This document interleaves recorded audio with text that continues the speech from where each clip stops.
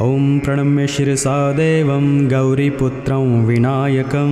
भक्तावासं स्मरे नित्यम् आयुष्कामार्थसिद्धये। प्रथमं वक्रतुण्डं च एकदन्तं द्वितीयकं तृतीयं कृष्णपिङ्गाक्षं गजवक्त्रं चतुर्थकं लम्बोदरं पञ्चमं च षष्ठं विकटमेव च सप्तमं विघ्नराजेन्द्रं धूम्रवर्णं तथाष्टमं नवमं भालचन्द्रं च दशमं तु विनायकम् एकादशं गणपतिं द्वादशं तु गजाननं द्वादशैतानि नामानि त्रिसन्ध्यौ पठेन्नरः न च विघ्नभयं तस्य सर्वसिद्धिकरप्रभो। विद्यार्थी लभते विद्यां धनार्थी लभते धनं पुत्रार्थी लभते पुत्रान् मोक्षार्थी लभते गतिं। जपेद् गणपतिं स्तोत्रं षड्भिर्मासः फलं लभेत् संवत्सरेण सिद्धिं च लभते नात्र संशयः। अष्टभ्यो ब्राह्मणेभ्यश्च लिखित्वा यः समर्पयेत् तस्य विद्या भवेत् सर्वा गणेशस्य प्रसादतः।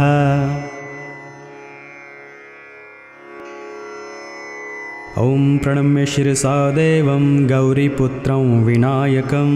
भक्तावासं स्मरे नित्यम् आयुष्कामार्थसिद्धये। प्रथमं वक्रतुण्डं च एकदन्तं द्वितीयकं तृतीयं कृष्णपिङ्गाक्षं गजवक्त्रं चतुर्थकं लम्बोदरं पञ्चमं च षष्ठं विकटमेव च सप्तमं विघ्नराजेन्द्रं धूम्रवर्णं तथाष्टमं नवमं भालचन्द्रं च दशमं तु विनायकम् एकादशं गणपतिं द्वादशं तु गजाननं द्वादशैतानि नामानि त्रिसन्ध्यौ पठेन्नरः न च विघ्नभयं तस्य सर्वसिद्धिकरप्रभो। विद्यार्थी लभते विद्यां धनार्थी लभते धनं पुत्रार्थी लभते पुत्रान् मोक्षार्थी लभते गतिं। जपेद् गणपतिं स्तोत्रं षड्भिर्मासः फलं लभेत् संवत्सरेण सिद्धिं च लभते नात्र संशयः। अष्टभ्यो ब्राह्मणेभ्यश्च लिखित्वा यः समर्पयेत् तस्य विद्या भवेत् सर्वा गणेशस्य प्रसादतः।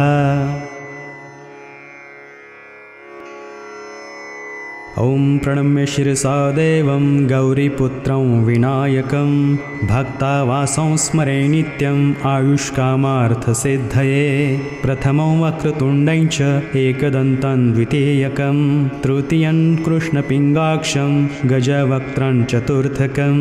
लम्बोदरं पञ्चमं च षष्ठं विकटमेव च सप्तमं विघ्नराजेन्द्रं धूम्रवर्णं तथाष्टमं नवमं भालचन्द्रं च दशमं तु विनायकम् एकादशं गणपतिं द्वादशं तु गजाननं द्वादशैतानि नामानि त्रिसन्ध्यौ पठेन्नरः न च विघ्नभयं तस्य सर्वसिद्धिकरप्रभो। विद्यार्थी लभते विद्यां धनार्थी लभते धनं पुत्रार्थी लभते पुत्रान् मोक्षार्थी लभते गतिं। जपेद् गणपतिं स्तोत्रं षड्भिर्मासः फलं लभेत् संवत्सरेण सिद्धिं च लभते नात्र संशयः। अष्टभ्यो ब्राह्मणेभ्यश्च लिखित्वा यः समर्पयेत् तस्य विद्या भवेत् सर्वा गणेशस्य प्रसादतः।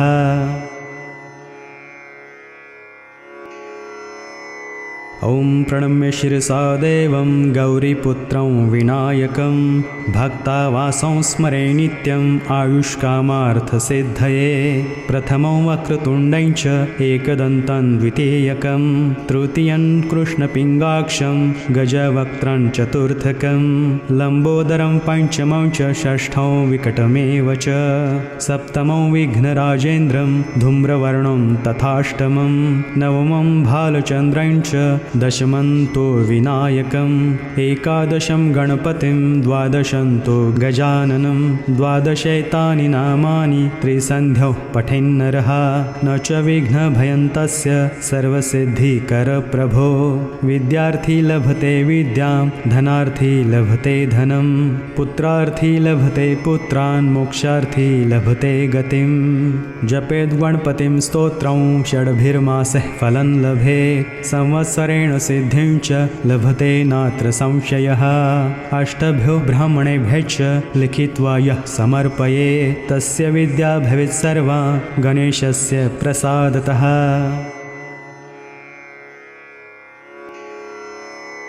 ॐ प्रणम्य शिरसा देवं गौरीपुत्रं विनायकं भक्तावासं स्मरे नित्यम् आयुष्कामार्थसिद्धये प्रथमं वक्रतुण्डं च एकदन्तं द्वितीयकं तृतीयं कृष्णपिङ्गाक्षं गजवक्त्रं चतुर्थकं लम्बोदरं पञ्चमं च षष्ठं विकटमेव च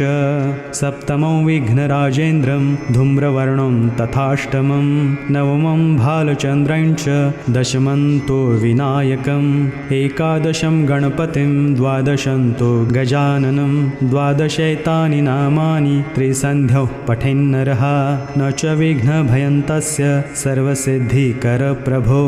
विद्यार्थी लभते विद्यां धनार्थी लभते धनं पुत्रार्थी लभते पुत्रान् मोक्षार्थी लभते गतिं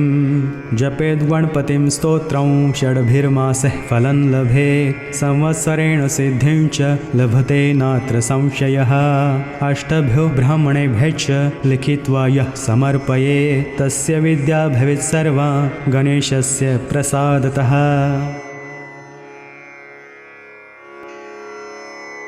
ॐ प्रणम्य शिरसा देवं गौरीपुत्रं विनायकं भक्तावासं स्मरे नित्यम् आयुष्कामार्थसिद्धये प्रथमं वक्रतुण्डं च एकदन्तं द्वितीयकं तृतीयं कृष्णपिङ्गाक्षं गजवक्त्रं चतुर्थकं लम्बोदरं पञ्चमं च षष्ठं विकटमेव च सप्तमं विघ्नराजेन्द्रं धूम्रवर्णं तथाष्टमं नवमं भालचन्द्रं च दशमं तु विनायकम् एकादशं गणपतिं द्वादशं तु गजाननं द्वादशैतानि नामानि त्रिसन्ध्यौ पठेन्नरः न च विघ्नभयं तस्य सर्वसिद्धिकरप्रभो विद्यार्थी लभते विद्यां धनार्थी लभते धनं पुत्रार्थी लभते पुत्रान् मोक्षार्थी लभते गतिं जपेद् गणपतिं स्तोत्रं षड्भिर्मासः फलं लभेत् संवत्सरेण सिद्धिं च लभते नात्र संशयः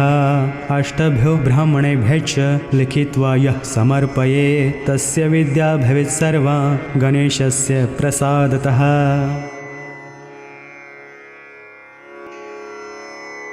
ॐ प्रणम्य शिरसा देवं गौरीपुत्रं विनायकं भक्तावासं स्मरे नित्यम् आयुष्कामार्थसिद्धये प्रथमं वक्रतुण्डं च एकदन्तं द्वितीयकं तृतीयं कृष्णपिङ्गाक्षं गजवक्त्रं चतुर्थकं लम्बोदरं पञ्चमं च षष्ठं विकटमेव च सप्तमं विघ्नराजेन्द्रं धूम्रवर्णं तथाष्टमं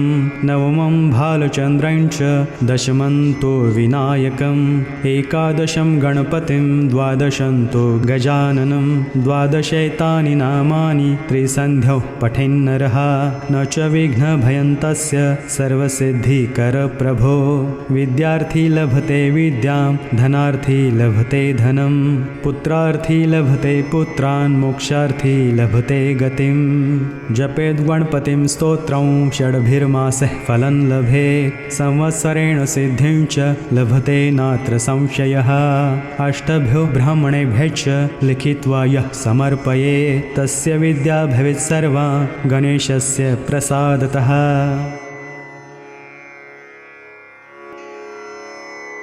ॐ प्रणम्य शिरसा देवं गौरीपुत्रं विनायकं भक्तावासं स्मरे नित्यम् आयुष्कामार्थसिद्धये प्रथमं वक्रतुण्डं च एकदन्तं द्वितीयकं तृतीयं कृष्णपिङ्गाक्षं गजवक्त्रं चतुर्थकं लम्बोदरं पञ्चमं च षष्ठं विकटमेव च सप्तमं विघ्नराजेन्द्रं धूम्रवर्णं तथाष्टमं नवमं भालचन्द्रं च दशमन्तो विनायकम् एकादशं गणपतिं द्वादशन्तो गजाननं द्वादशैतानि नामानि त्रिसन्ध्यौ पठेन्नरः न च विघ्नभयं तस्य सर्वसिद्धिकरप्रभो विद्यार्थी लभते विद्यां धनार्थी लभते धनं पुत्रार्थी लभते पुत्रान् मोक्षार्थी लभते गतिं जपेद् गणपतिं स्तोत्रं षड्भिर्मासः फलं लभेत् संवत्सरेण सिद्धिं च लभते नात्र संशयः अष्टभ्यो ब्राह्मणेभ्यश्च लिखित्वा यः समर्पयेत् तस्य विद्या भवेत् सर्वा गणेशस्य प्रसादतः।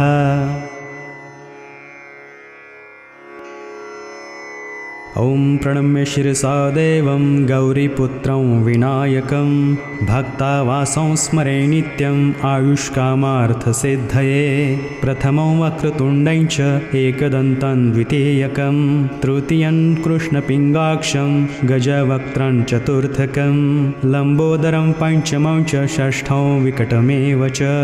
सप्तमं विघ्नराजेन्द्रं धूम्रवर्णं तथाष्टमं नवमं भालचन्द्रं च दशमन्तो विनायकम् एकादशं गणपतिं द्वादशन्तो गजाननं द्वादशैतानि नामानि त्रिसन्ध्यौ पठेन्नरः न च विघ्नभयं तस्य सर्वसिद्धिकरप्रभो विद्यार्थी लभते विद्यां धनार्थी लभते धनं पुत्रार्थी लभते पुत्रान् मोक्षार्थी लभते गतिं जपेद् गणपतिं स्तोत्रं षड्भिर्मासः फलं लभेत् संवत्सरेण सिद्धिं च लभते नात्र संशयः अष्टभ्यो ब्राह्मणेभ्यश्च लिखित्वा यः समर्पयेत् तस्य विद्या भवेत् सर्वा गणेशस्य प्रसादतः।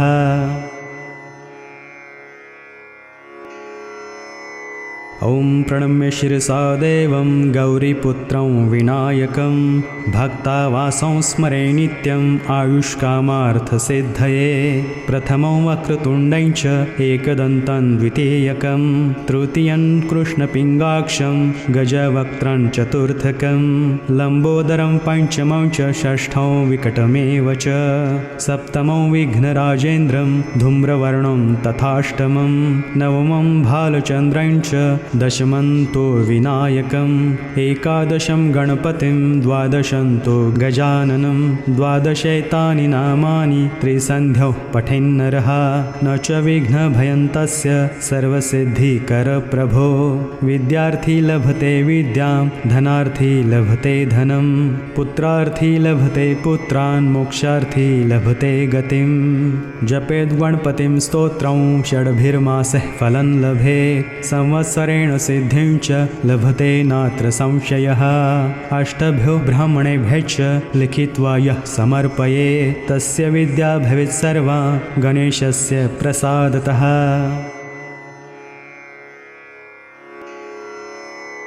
ॐ प्रणम्य शिरसा देवं गौरीपुत्रं विनायकं भक्तावासं स्मरे नित्यम् आयुष्कामार्थसिद्धये प्रथमं वक्रतुण्डं च एकदन्तं द्वितीयकं तृतीयं कृष्णपिङ्गाक्षं गजवक्त्रं चतुर्थकं लम्बोदरं पञ्चमं च षष्ठं विकटमेव च सप्तमं विघ्नराजेन्द्रं धूम्रवर्णं तथाष्टमं नवमं भालचन्द्रं च दशमन्तो विनायकम् एकादशं गणपतिं द्वादशन्तो गजाननं द्वादशैतानि नामानि त्रिसन्ध्यौ पठेन्नरः न च विघ्नभयं तस्य सर्वसिद्धिकरप्रभो विद्यार्थी लभते विद्यां धनार्थी लभते धनं पुत्रार्थी लभते पुत्रान् मोक्षार्थी लभते गतिं जपेद् गणपतिं स्तोत्रं षड्भिर्मासः फलं लभेत् संवत्सरेण सिद्धिं च लभते नात्र संशयः अष्टभ्यो ब्राह्मणेभ्यश्च लिखित्वा यः समर्पयेत् तस्य विद्या भवेत् सर्वा गणेशस्य प्रसादतः।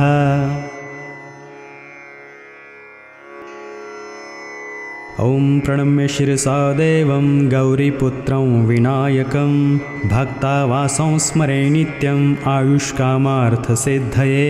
प्रथमं वक्रतुण्डं च एकदन्तं द्वितीयकं तृतीयं कृष्णपिङ्गाक्षं गजवक्त्रं चतुर्थकं लम्बोदरं पञ्चमं च षष्ठं विकटमेव च सप्तमं विघ्नराजेन्द्रं धूम्रवर्णं तथाष्टमं नवमं भालचन्द्रं च दशमन्तो विनायकम् एकादशं गणपतिं द्वादशन्तो गजाननं द्वादशैतानि नामानि त्रिसन्ध्यौ पठेन्नरः न च विघ्नभयं तस्य सर्वसिद्धिकरप्रभो विद्यार्थी लभते विद्यां धनार्थी लभते धनं पुत्रार्थी लभते पुत्रान् मोक्षार्थी लभते गतिं जपेद्गणपतिं स्तोत्रं षड्भिर्मासः फलं लभेत् संवत्सरेण सिद्धिं च लभते नात्र संशयः अष्टभ्यो ब्राह्मणेभ्यश्च लिखित्वा यः समर्पये तस्य विद्या भवेत् सर्वा गणेशस्य प्रसादतः। ॐ प्रणम्य शिरसा देवं गौरीपुत्रं विनायकं भक्तावासं स्मरे नित्यम् आयुष्कामार्थसिद्धये प्रथमं वक्रतुण्डं च एकदन्तं द्वितीयकं तृतीयं कृष्णपिङ्गाक्षं गजवक्त्रं चतुर्थकं लम्बोदरं पञ्चमं च षष्ठं विकटमेव च सप्तमं विघ्नराजेन्द्रं धूम्रवर्णं तथाष्टमं नवमं भालचन्द्रं च दशमन्तो विनायकम् एकादशं गणपतिं द्वादशन्तो गजाननं द्वादशैतानि नामानि त्रिसन्ध्यौ पठेन्नरः न च विघ्नभयं तस्य सर्वसिद्धिकरप्रभो विद्यार्थी लभते विद्यां धनार्थी लभते धनं पुत्रार्थी लभते पुत्रान् मोक्षार्थी लभते गतिं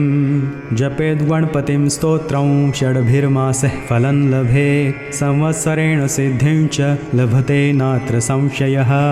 अष्टभ्यो ब्राह्मणेभ्यश्च लिखित्वा यः समर्पये तस्य विद्या भवेत् सर्वा गणेशस्य प्रसादतः।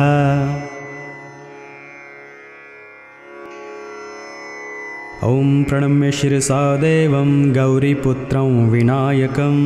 भक्तावासं स्मरे नित्यम् आयुष्कामार्थसिद्धये प्रथमं वक्रतुण्डं च एकदन्तं द्वितीयकं तृतीयं कृष्णपिङ्गाक्षं गजवक्त्रं चतुर्थकं लम्बोदरं पञ्चमं च षष्ठं विकटमेव च सप्तमं विघ्नराजेन्द्रं धूम्रवर्णं तथाष्टमं नवमं भालचन्द्रं च दशमन्तो विनायकम् एकादशं गणपतिं द्वादशन्तो गजाननं द्वादशैतानि नामानि त्रिसन्ध्यौ पठेन्नरः न च विघ्नभयं तस्य सर्वसिद्धिकरप्रभो विद्यार्थी लभते विद्यां धनार्थी लभते धनं पुत्रार्थी लभते पुत्रान् मोक्षार्थी लभते गतिं जपेद्गणपतिं स्तोत्रं षड्भिर्मासः फलं लभेत् संवत्सरेण सिद्धिं च लभते नात्र संशयः अष्टभ्यो ब्राह्मणेभ्यश्च लिखित्वा यः समर्पये तस्य विद्या भवेत् सर्वा गणेशस्य प्रसादतः।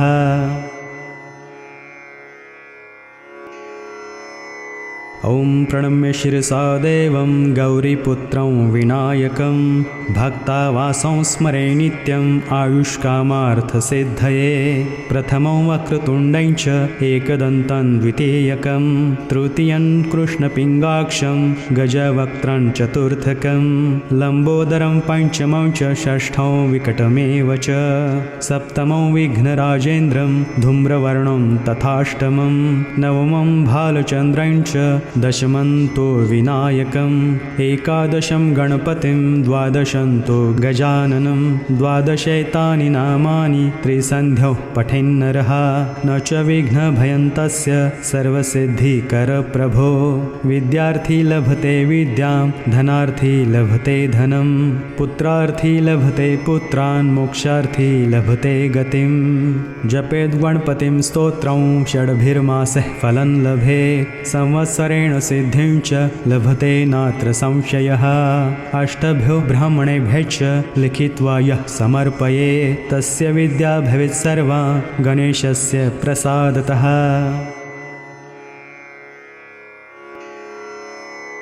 ॐ प्रणम्य शिरसा देवं गौरीपुत्रं विनायकं भक्तावासं स्मरे नित्यम् आयुष्कामार्थसिद्धये प्रथमं वक्रतुण्डं च एकदन्तं द्वितीयकं तृतीयं कृष्णपिङ्गाक्षं गजवक्त्रं चतुर्थकं लम्बोदरं पञ्चमं च षष्ठं विकटमेव च सप्तमं विघ्नराजेन्द्रं धूम्रवर्णं तथाष्टमं नवमं भालचन्द्रं च दशमन्तो विनायकम् एकादशं गणपतिं द्वादशन्तो गजाननं द्वादशैतानि नामानि त्रिसन्ध्यौ पठेन्नरः न च विघ्नभयन्तस्य सर्वसिद्धिकरप्रभो विद्यार्थी लभते विद्यां धनार्थी लभते धनं पुत्रार्थी लभते पुत्रान् मोक्षार्थी लभते गतिं जपेद् गणपतिं स्तोत्रं षड्भिर्मासः फलं लभेत् संवत्सरेण सिद्धिं च लभते नात्र संशयः अष्टभ्यो ब्राह्मणेभ्यश्च लिखित्वा यः समर्पये तस्य विद्या भवेत् सर्वा गणेशस्य प्रसादतः।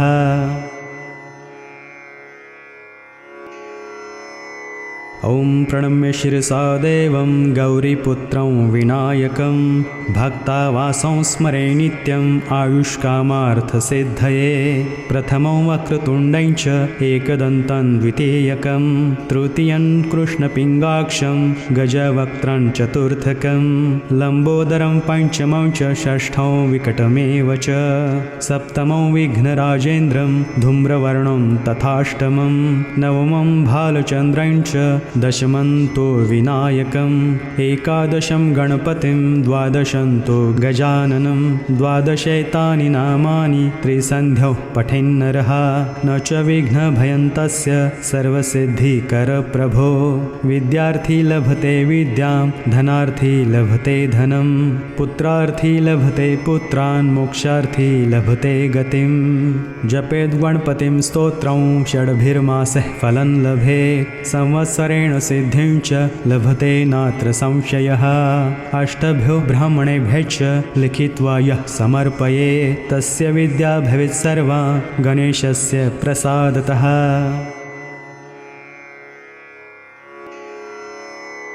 ॐ प्रणम्य शिरसा देवं गौरीपुत्रं विनायकं भक्तावासं स्मरे नित्यम् आयुष्कामार्थसिद्धये प्रथमं वक्रतुण्डं च एकदन्तं द्वितीयकं तृतीयं कृष्णपिङ्गाक्षं गजवक्त्रं चतुर्थकं लम्बोदरं पञ्चमं च षष्ठं विकटमेव च सप्तमं विघ्नराजेन्द्रं धूम्रवर्णं तथाष्टमं नवमं भालचन्द्रं च दशमन्तो विनायकम् एकादशं गणपतिं द्वादशन्तो गजाननं द्वादशैतानि नामानि त्रिसन्ध्यौ पठेन्नरः न च विघ्नभयन्तस्य सर्वसिद्धिकरप्रभो विद्यार्थी लभते विद्यां धनार्थी लभते धनं पुत्रार्थी लभते पुत्रान् मोक्षार्थी लभते गतिं जपेद् गणपतिं स्तोत्रं षड्भिर्मासः फलं लभेत् संवत्सरेण सिद्धिं च लभते नात्र संशयः अष्टभ्यो ब्राह्मणेभ्यश्च लिखित्वा यः समर्पये तस्य विद्या भवेत् सर्वा गणेशस्य प्रसादतः।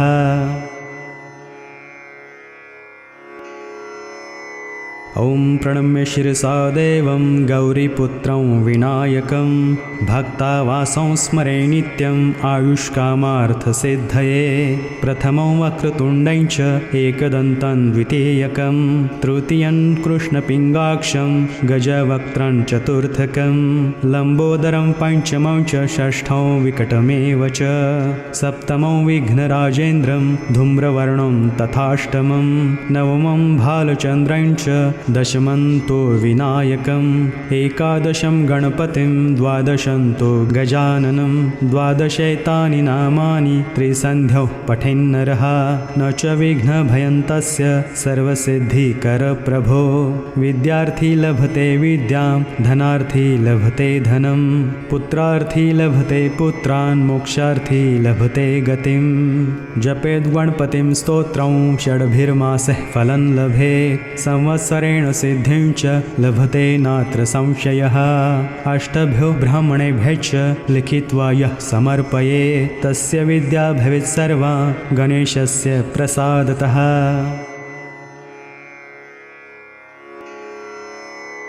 ॐ प्रणम्य शिरसा देवं गौरीपुत्रं विनायकं भक्तावासं स्मरे नित्यम् आयुष्कामार्थसिद्धये प्रथमं वक्रतुण्डं च एकदन्तं द्वितीयकं तृतीयं कृष्णपिङ्गाक्षं गजवक्त्रं चतुर्थकं लम्बोदरं पञ्चमं च षष्ठं विकटमेव च सप्तमं विघ्नराजेन्द्रं धूम्रवर्णं तथाष्टमं नवमं भालचन्द्रं च दशमन्तो विनायकम् एकादशं गणपतिं द्वादशन्तो गजाननं द्वादशैतानि नामानि त्रिसन्ध्यौ पठेन्नरः न च विघ्नभयं तस्य सर्वसिद्धिकरप्रभो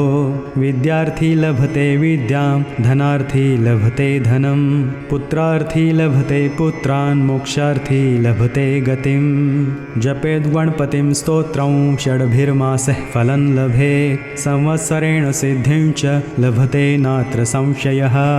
अष्टभ्यो ब्राह्मणेभ्यश्च लिखित्वा यः समर्पये तस्य विद्या भवेत् सर्वा गणेशस्य प्रसादतः।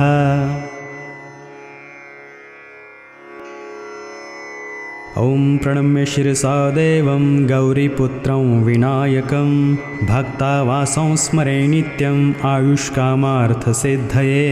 प्रथमं वक्रतुण्डं च एकदन्तं द्वितीयकं तृतीयं कृष्णपिङ्गाक्षं गजवक्त्रं चतुर्थकं लम्बोदरं पञ्चमं च षष्ठं विकटमेव च सप्तमं विघ्नराजेन्द्रं धूम्रवर्णं तथाष्टमं नवमं भालचन्द्रं च दशमन्तो विनायकम् एकादशं गणपतिं द्वादशन्तो गजाननं द्वादशैतानि नामानि त्रिसन्ध्यौ पठेन्नरः न च विघ्नभयं तस्य सर्वसिद्धिकरप्रभो विद्यार्थी लभते विद्यां धनार्थी लभते धनं पुत्रार्थी लभते पुत्रान् मोक्षार्थी लभते गतिं जपेद्गणपतिं स्तोत्रं षड्भिर्मासः फलं लभेत् संवत्सरेण सिद्धिं च लभते नात्र संशयः अष्टभ्यो ब्राह्मणेभ्यश्च लिखित्वा यः समर्पये तस्य विद्या भवेत् सर्वा गणेशस्य प्रसादतः।